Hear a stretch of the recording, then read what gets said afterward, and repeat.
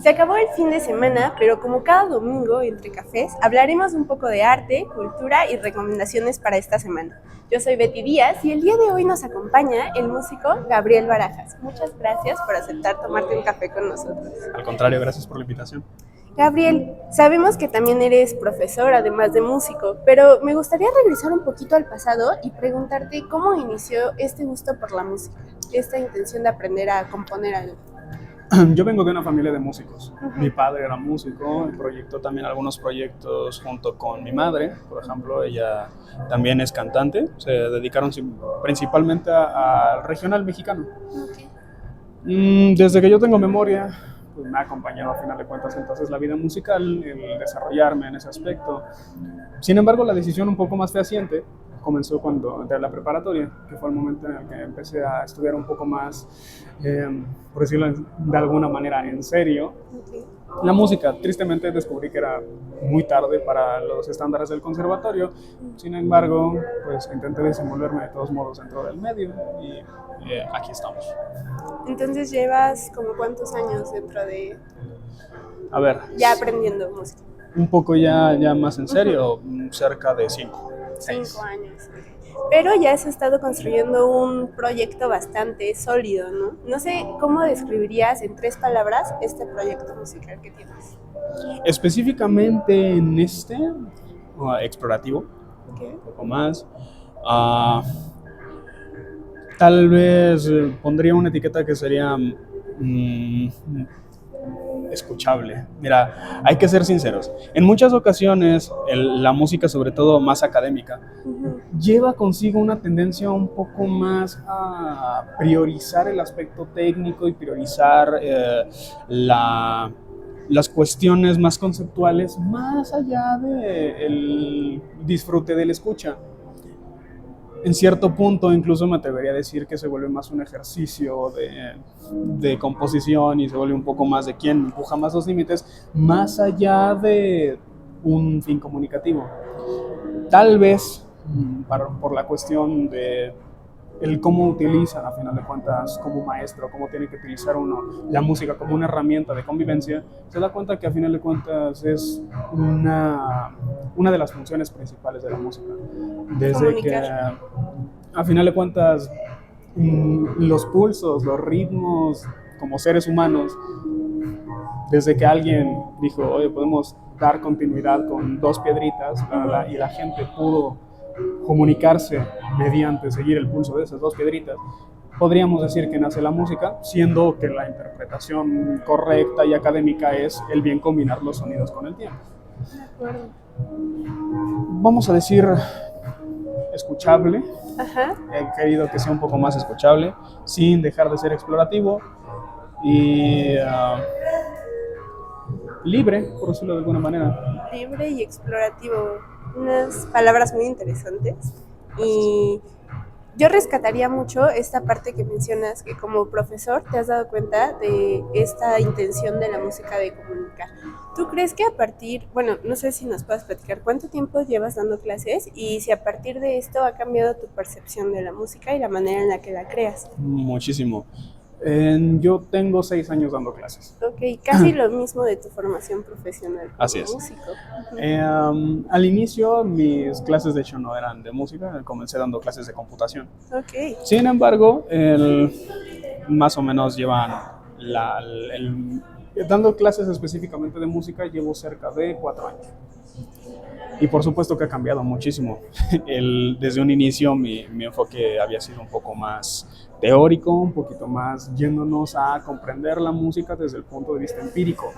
Sin embargo, y obviamente después de consultarlo con mis propios profesores y colegas, se da uno cuenta que realmente es lúdico la exploración y el método de aprendizaje. Después de desarrollar un aprendizaje que sea divertido, se puede enriquecer, por supuesto, con las cuestiones empíricas. Sin embargo, lo principal es que sea divertido.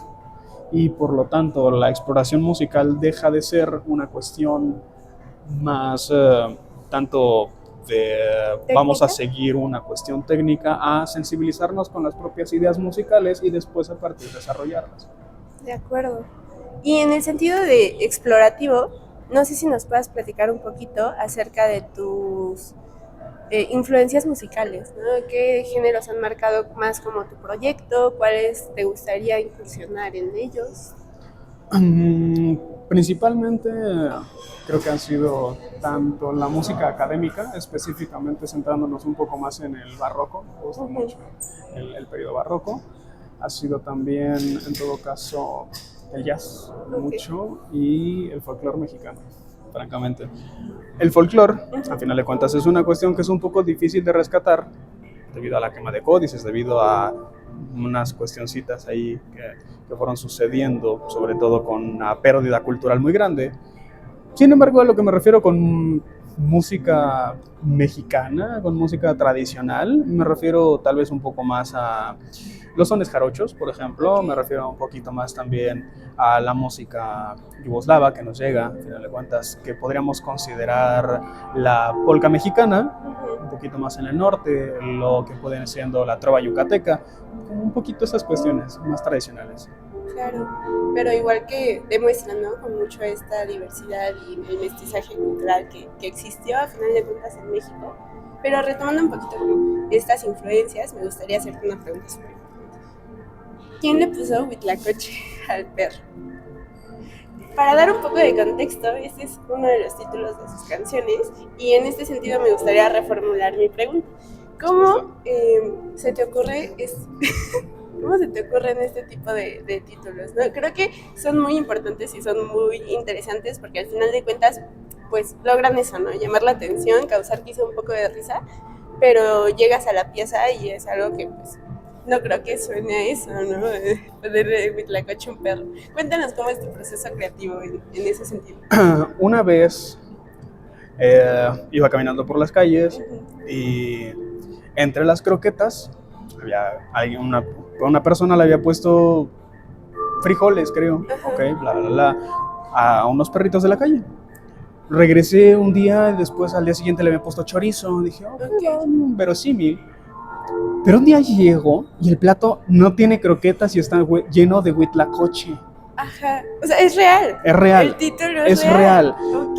Y a mí me dio un ataque de risa simplemente por pensar quién le puso huitlacoche al perro. De acuerdo. Y entonces llegué y le dije a mi hermana así como, ¿quién le puso huitlacoche al perro? Y se armó un teléfono descompuesto en el que pensó que alguien le había puesto de nombre huitlacoche al perro. Ajá. Pero entonces fue cuando íbamos caminando, le señalé el huitlacoche y entonces nos volvimos a reír.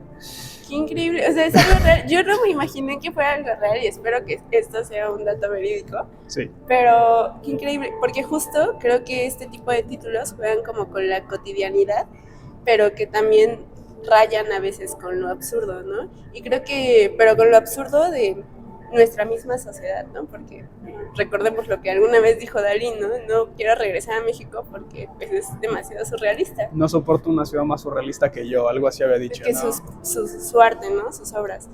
Pero también creo que tiene como, o bueno, entra dentro de esta ola de la nueva escena musical en México, donde justo retoman este tipo de frases para darle título a proyectos, a temas. Entonces dirías que tus títulos son como retomar la cotidianidad.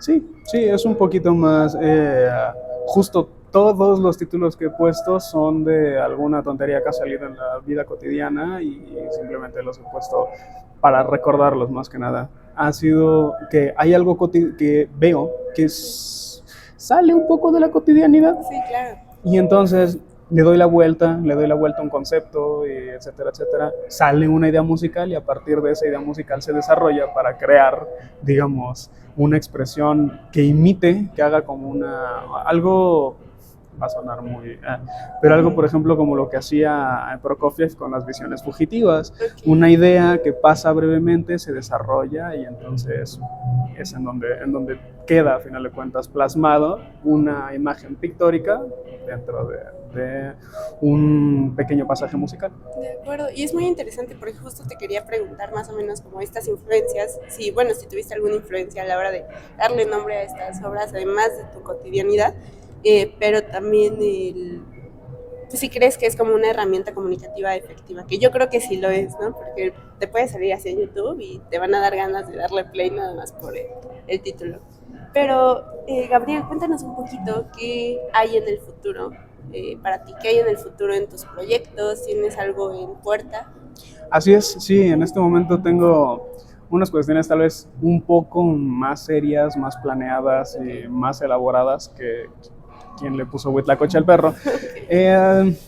Sin embargo, una proyección un poco más a futuro aún es un proyecto un poco más largo, digamos, que incluye algunas cuestiones extra, digamos, además de la música, que incluyen también, por ejemplo, ilustraciones, que incluyen pinturas, que incluyen colaboraciones con algunos artistas, sobre todo artistas visuales, con los que tengo, artistas visuales y circenses, que han sido como un poco más lo que con las otras artes con las que he logrado relacionarme. ¿Y dónde podemos darle seguimiento a este proyecto? Pues miren, en Instagram en todo caso me encuentro como @rojofrío. Básicamente es como por ahora el único lugar en donde le he estado dando un poco más de seguimiento a las cosas que ya están más refinadas. Y por supuesto en las banquetas enfrente de Acatlán. Perfecto.